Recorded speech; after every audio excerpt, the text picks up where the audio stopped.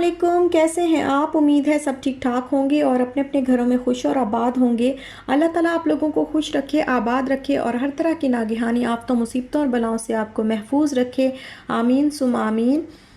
ये है ईद का दिन और सुबह सुबह का टाइम है। अभी गलियों की सफाई भी नहीं हुई है और खैर नमाज का टाइम है और हम लोग जा रहे हैं नमाज़ पढ़ने। यहाँ पर लेडीज़ भी जो है वो ईद की नमाज़ पढ़ती हैं और उनके लिए अलग से एक जगह बनाई होती है, अलग से पोर्शन होता है उनका। तो बस वही हम नमाज़ पढ़ने के लिए जा रहे हैं और हमारी तरफ से आप सबको बहुत बहुत ईद मुबारक हो और अल्लाह ताला सबकी कुर्बानियाँ कबूल व मंजूर फरमाए। आमीन।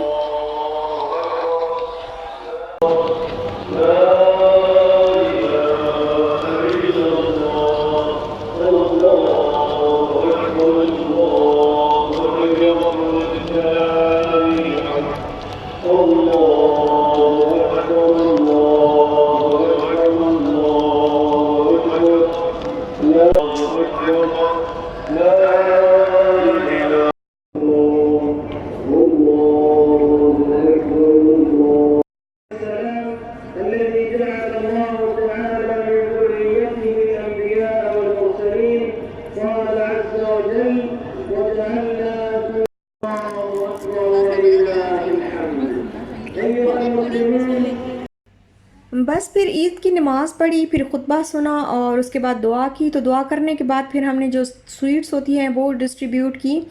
और ये वाला जो टाइम होता है ना, ये इशाल बहुत इंजॉय करती है बच्चों को। जब वो स्वीट्स दे रही होती है तो इस टाइम को वो बहुत इंजॉय करती है। और उसके बाद फिर हम आए नाश्ता करने के लिए। नाश्ता हमने मंगवाया, लाहौरी चने मंगवा लिए थे, साथ में ही पराठे थे। तो नान जो थे वो सब कह रहे थे कि अच्छे नहीं बने हुए, लेकिन पराठे और चने जो है वो बहुत मज़े के थे।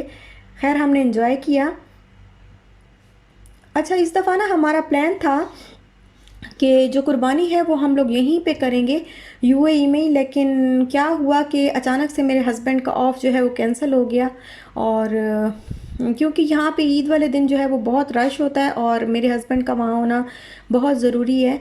और ये होता है कि अगर हम कुर्बानी का जानवर लें और जानवर लेने के बाद हम उसको स्लॉटर हाउस में ले के जाएँ, फिर वहाँ पे टोकन लें और अपनी बारी का इंतज़ार करें, तो इसमें काफ़ी टाइम लग जाता है।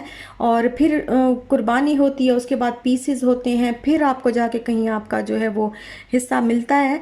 तो इसमें बहुत टाइम लग जाता है। तो इस वजह से हम फिर, क्योंकि देर हो सकती थी इनको ड्यूटी से, तो फिर इसलिए हमने जो है कुर्बानी के पैसे वो पाकिस्तान ही भेज दिए हैं। और कुर्बानी हमने पाकिस्तान में की है, पाकिस्तानियों के साथ। और बस फिर नाश्ता किया। नाश्ता करने के बाद जो है वो हम आए घर। घर आए और फिर कुछ थोड़ा आराम किया। आराम करने के बाद अब मैं बना रही हूँ दोपहर का खाना। और दोपहर के खाने में मैं बना रही हूँ मटका पुलाव। ये जो मैं पुलाव बना रही हूँ, ये इसकी सेम रेसिपी वही है जो यखनी पुलाव की होती है। बस फ़र्क सिर्फ इतना है कि मैंने इसको हांडी में बनाया है और वही मसाले डाले हैं, वही तरीका है, सारा वही रेसिपी है जो यखनी पुलाव की होती है। तो मैंने ज़रूरी नहीं समझा कि रेसिपी जो है वो मैं शेयर करूँ, क्योंकि सेम ही रेसिपी है। और बस ये पुलाव बनाया, साथ में मैंने रायता बना लिया। और जब मैं रायता बनाने लगी तो देखा कि दही जो है वो बिल्कुल थोड़ा सा पड़ा हुआ था। क्योंकि आज जो हमारे सामने, जहाँ से मैं ग्रॉसरी की करती हूँ और जहाँ से मैं चीज़ें मंगवा लेती हूँ जिस ग्रॉसरी से, तो आज वो ईद वाले दिन जो है वो बंद होती है। और योगर्ट बहुत थोड़ी थी, लेकिन फिर मैंने क्या किया, मैंने इसमें थोड़ा सा पानी वानी डाल के ज़रा गुजारा जो है वो चलाया कि कुछ गुजारा चल जाए। बस जो है थोड़ा सा जो है वो रायता बन गया। आलू वाला रायता वैसे ही पुलाव के साथ बहुत अच्छा लगता है।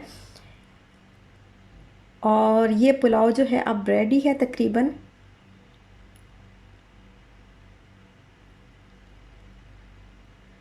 इसमें मैंने थोड़े से चने भी डाल लिए थे। और इसके बाद ये दोपहर का खाना खाने के बाद मेरे हस्बैंड जाएंगे ड्यूटी पे।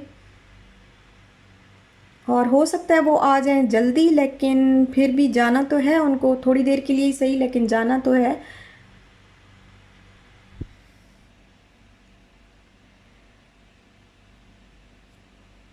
और बस अब मैं जो है इसको डिश आउट कर रही हूँ। अब हम खाएंगे दोपहर का खाना। तो ईद वाले दिन ना ज़रा बस हमने कपड़े जो है वो थोड़ा सा, थोड़ी देर के लिए सिर्फ कपड़े ही सिंपल से पहने थे, कोई तैयार वगैरह नहीं हुए थे, क्योंकि कहीं बाहर तो जाना नहीं था। कोई पत्ता नहीं था, कोई पक्का प्लान नहीं था कि हाँ हम बाहर जाएंगे आज। तो फिर इतना जो तैयार, जो ज़्यादा से प्रॉपर तरीके से जो है वो तैयार होना होता है, तो वो हम नहीं हुए, बस कपड़े ही पहने थे। लेकिन दूसरे दिन फिर हम लोग, ये अब दूसरा दिन है और अब हम जो है वो अच्छी तरह रेडी हो रहे हैं, क्योंकि हमने जाना है अपनी कज़न की तरफ उनसे ईद मिलने के लिए। और मज़े की बात यह है कि मेरी आंटी भी आई हुई है, मेरी चच्ची जो है वो आई हैं पाकिस्तान से, लाहौर से, तो उनसे भी मिलने जाना है और ईद भी मिलनी है। तो बस हम फिर रेडी हो रहे हैं। हस्बैंड जो है वो मेरे पहले ही रेडी होके बैठ जाते हैं और अब मैं रेडी हो रही हूँ। तो विशाल को मैंने सोचा पहले मैं अच्छी तरह तैयार हो लूँ, तो विशाल को आराम से रिलैक्स होके जो है उसको कपड़े पहनाऊँगी, उसको तैयार करूँगी बिल्कुल जाते टाइम, क्योंकि ऐसे फिर बच्चे जो है वो कपड़े ज़रा ख़राब कर देते हैं। और ज़ाहिर है कभी इधर लेटना कभी उधर लेटना, तो फिर वो कपड़े जो है वो ख़राब हो जाते हैं। और फिर फैंसी वाला ड्रेस है तो वो चुभने का भी थोड़ा सा होता है ना ज़्यादा देर के लिए, तो फिर नहीं बच्चे पहन सकते। तो इसलिए मैंने सोचा जब जाने लगेंगे ना बिल्कुल रेडी होके, तो फिर मैं उसको तैयार कर दूँगी। अभी मैं ये परांदा जो है वो बांध रही हूँ।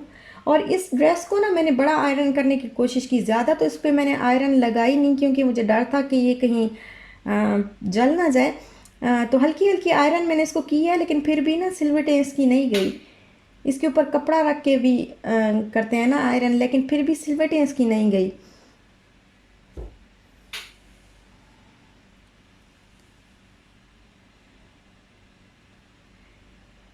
और जब हम कज़न के घर पहुंचे ना, तो मेरी कज़न कह रही थी अच्छा समीरा बच्चे ये होती है ना ईद, असल ईद तो ऐसी होती है ना। मुझे तैयार देख के तो वो मुझे कहती है कि असल ईद इस तरह की होती है ना, ये बात हुई ना ईद की, तो ये असल में तो ईद के मज़े ऐसे होते हैं। तो आज बस मैंने सोचा कि आज ये जो चूड़ियाँ हैं ये आज मैं पहन ही लेती हूँ। पिछली ईद की पड़ी हुई थी, पिछली ईद पे भी नहीं पहनी थी, तो आज फिर मैंने चूड़ियाँ वगैरह ये पहन ली सारी। और ये इयररिंग्स जो है ये मैं आज इस ड्रेस के साथ पहन रही हूँ। मैंने आपको पहले भी दिखाया था उसमें, जो पहला मेरा व्लॉग है उसमें मैंने दिखाए थे ये वाले, और बड़े प्यारे से लग रहे हैं ये। इतने हैवी भी नहीं है और इतने बहुत हल्के भी नहीं है। और सिर्फ मुझे 12 दिरहम के मिले थे। ये शॉप है अबू शगारा में है ये शॉप, जो एस्टर क्लिनिक है उसके साथ में ही है ये शॉप। और जब मैं नेल पेंट लगाने लगी तो फिर इशाल आ गई कि मम्मा मुझे पहले लगाएं। तो फिर मैंने सोचा कि चलो इसको पहले लगा देती हूँ, इतने में ड्राई हो जाएगा, तो फिर इसके बाद इसका ड्रेस जो है वो चेंज कर दूँगी।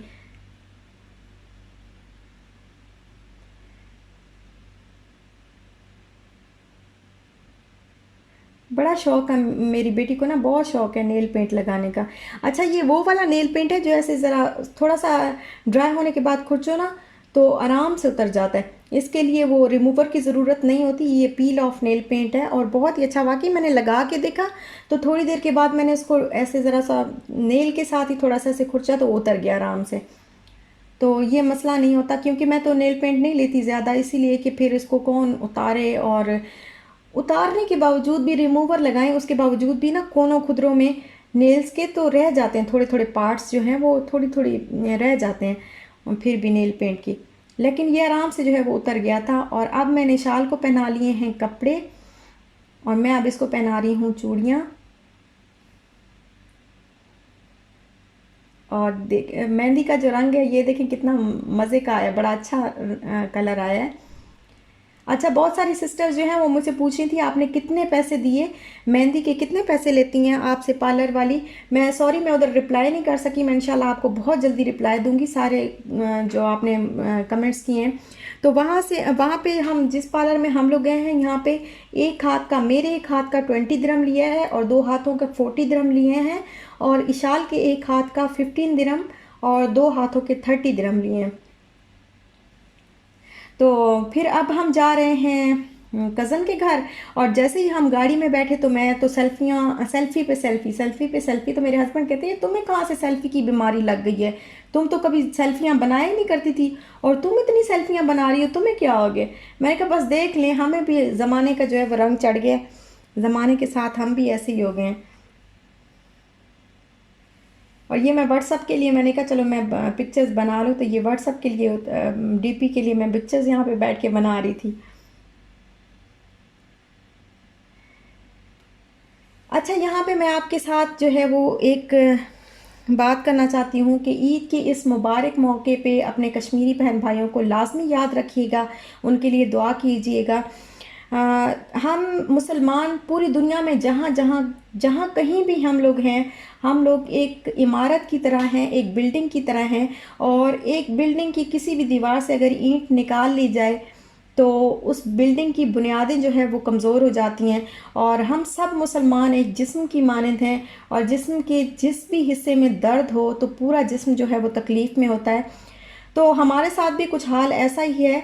हमारे कश्मीरी बहन भाई इस वक्त बहुत ज़्यादा तकलीफ़ में हैं।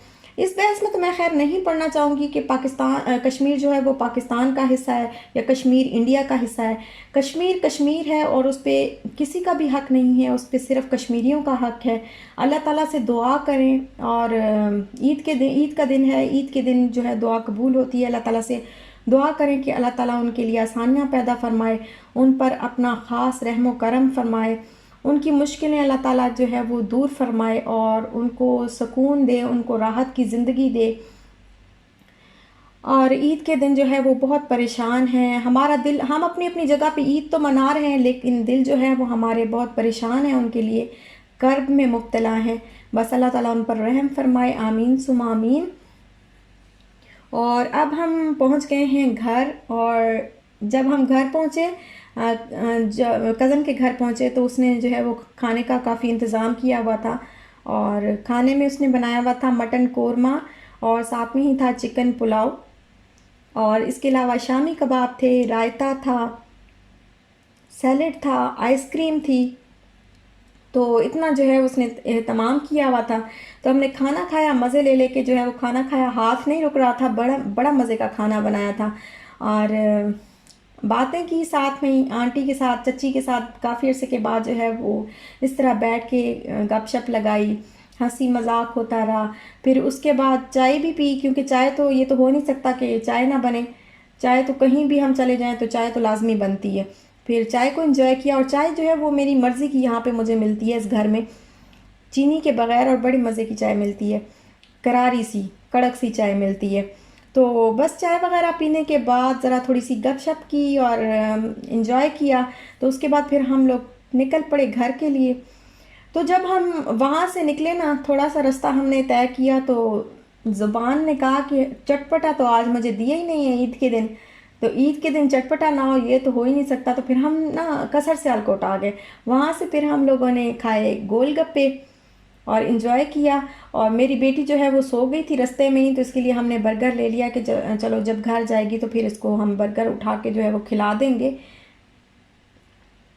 तो बड़े मज़े के यहाँ के गोलगप्पे होते हैं। मैंने पहले भी मैं आपको बता चुकी हूँ कि यहाँ की चाट, जो भी चाट होती है ना, समोसा चाट हो, दही भल्ले हों, या फ्रूट चाट हो, या ये गोलगप्पे हों, सारी चीज़ें मज़े की होती हैं यहाँ की। मुझे बहुत पसंद है ये कसर सियालकोट। ये रोला में है, अलमोबेला एरिया में, और बहुत ही अच्छा रेस्टोरेंट है।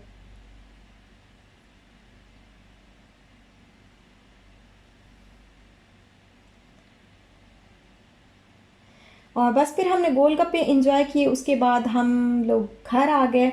और अब हम जा रहे हैं घर। मेरी बेटी के जो कपड़े थे वो मैंने उधर ही कज़न के घर में ही चेंज कर लिए थे इसके। और अब ये शाल अपनी बाइक पे जो है वो घर जा रही है। तो यहीं तक था मेरा आज का व्लॉग। अच्छा लगा हो तो लाइक शेयर सब्सक्राइब ज़रूर करिएगा। अपना भी ख्याल रखिएगा, अपने प्यारों का भी ख्याल रखिएगा, दुआओं में याद रखिएगा। खुश रहिएगा और खुश रहने दीजिएगा। अब दीजिए इजाज़त, इंशाल्लाह फिर मिलते हैं नेक्स्ट व्लॉग के साथ। तब तक के लिए अल्लाह हाफिज़।